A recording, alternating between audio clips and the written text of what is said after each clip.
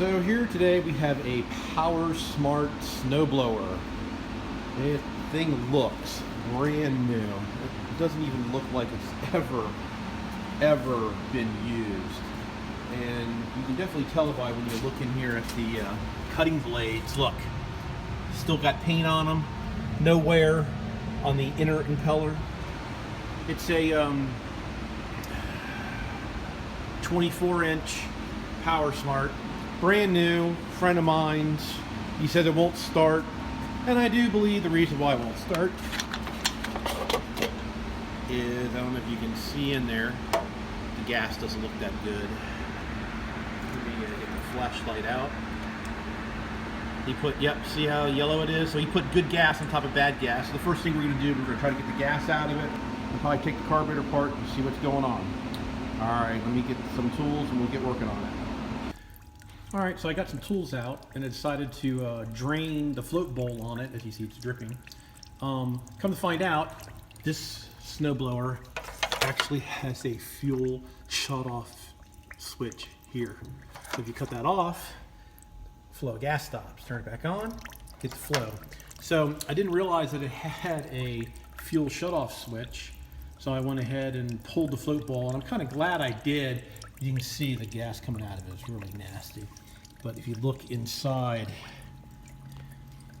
the float bowl, it is pretty crusty. So we're going to clean that all up nice and good.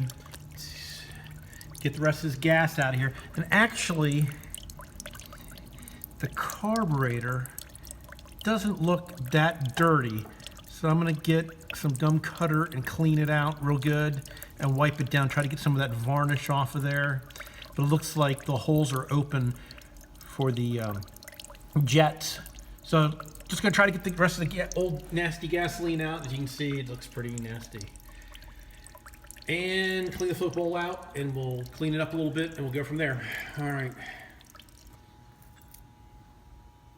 All right. Here is the float bowl after cleaning it out. It had quite a bit of rust and gump in it, so I ended up using a wire brush and my all-time favorite, Berkable 2+2 instant gum cutter. This is the best stuff. Best stuff to use for cleaning carburetors out.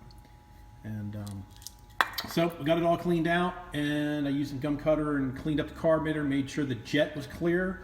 So I got to put this back on and get some gas and see if I can get it to fire up without taking the rest of the carburetor apart.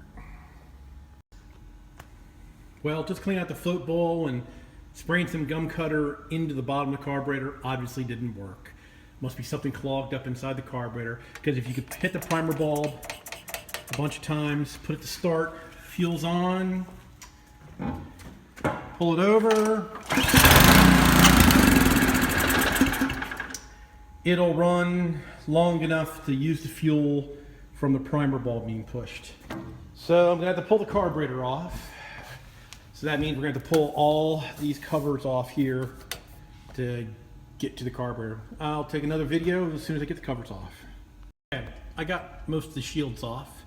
The muffler protector makes a nice little bolt carrying case.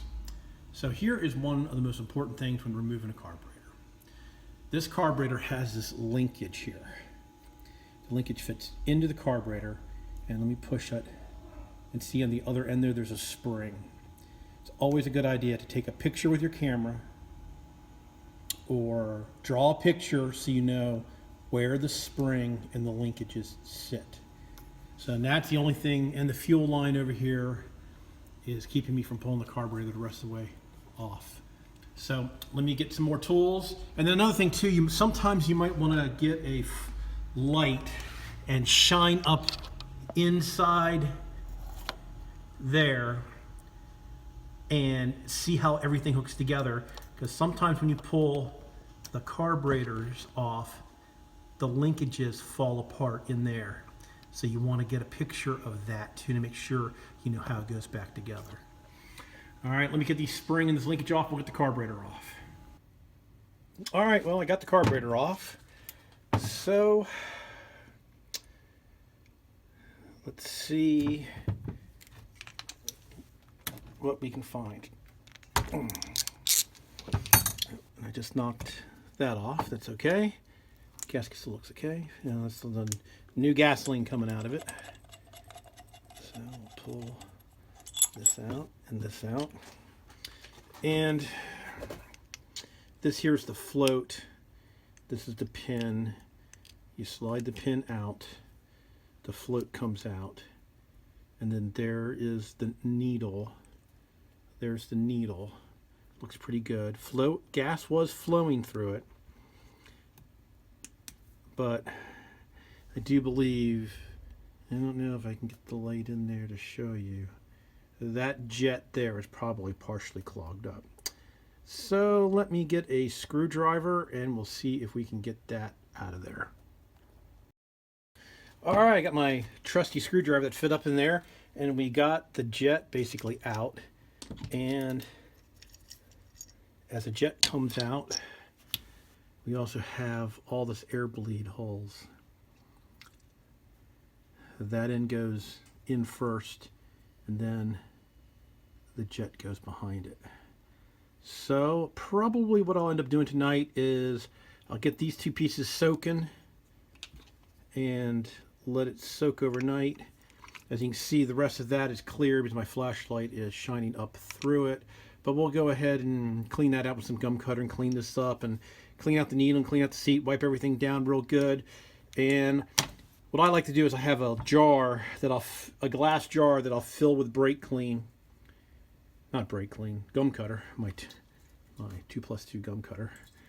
And soak these down real good. I do have a sonic cleaner, but I don't like using that on carburetors yet. I'm gonna have to buy another one for carburetors. All right, well, we'll get the stuff cleaned up in the gum cutter and see if we can get everything working. So I found my Atlas mason jar, and what I'm going to do, I'm just going to go ahead and stick the jet in, and the other part of the jet, I guess you could call this an air bleed, in there. I'm going to take my 2+2 gum cutter, and I'm just going to spray it down until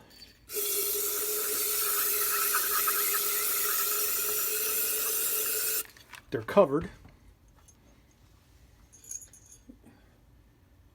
It just looks like they're covered to me. So we'll put the Classico lid on loose so it doesn't build up any pressure, and we'll just set it on the workbench out of the way. And everything else looks okay.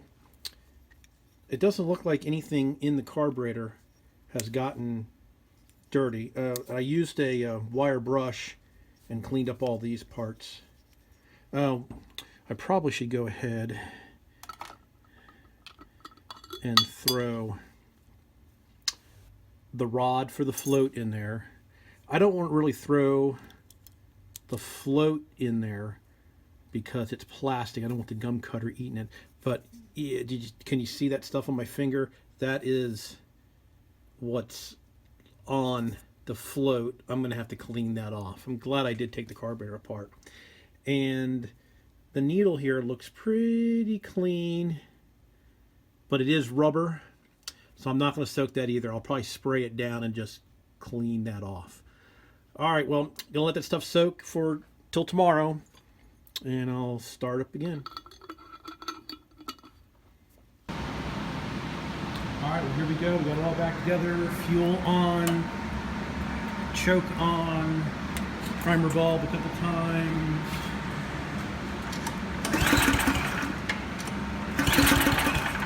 Oops, on-off switch.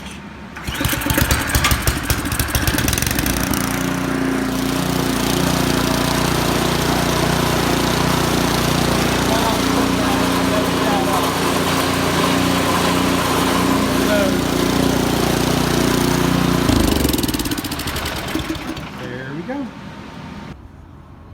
Well, when I came in this morning and started up the snowblower was surging real bad, up and down. Wah, wah, wah, like that. So I said, well, there must be something else wrong in the carburetor. So I pulled the shields back off. And if you see, this is the idle stop screw, and then underneath there's this little red plug. If you take the idle stop screw out,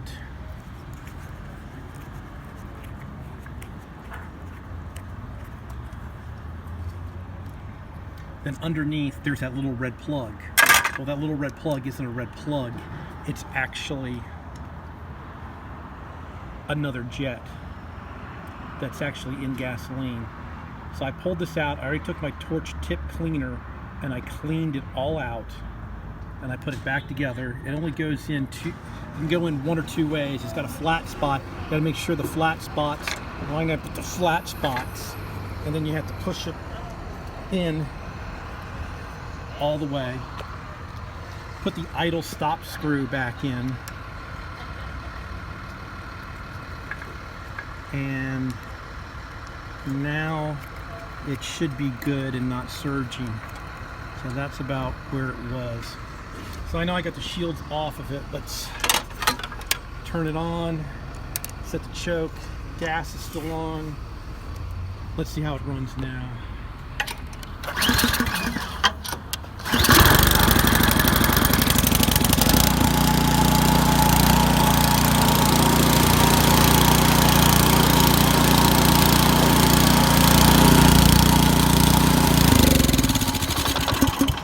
There we go, choke all the way off. It's no longer surging. So if you have one that's surging, you need to pull that jet out and clean it out. All right, guys, thanks for watching.